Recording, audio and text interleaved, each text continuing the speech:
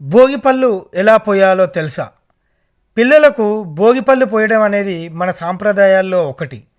అసలు పిల్లలకు భోగిపళ్ళు ఎందుకు పోస్తారు అనే విషయం చాలామందికి తెలియదు. ముఖ్యంగా పసిపిల్లలకు దిష్టి తగలడం సహజం.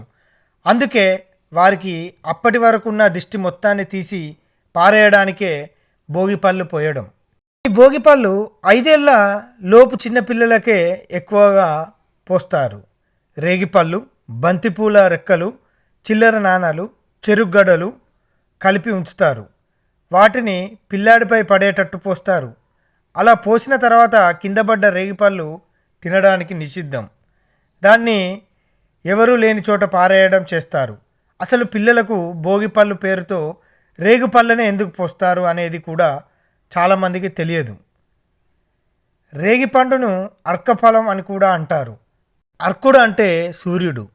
భోగి మరునాడు నుంచి సూర్యుడు ఉత్తరాయణం వైపు మల్లుతాడు.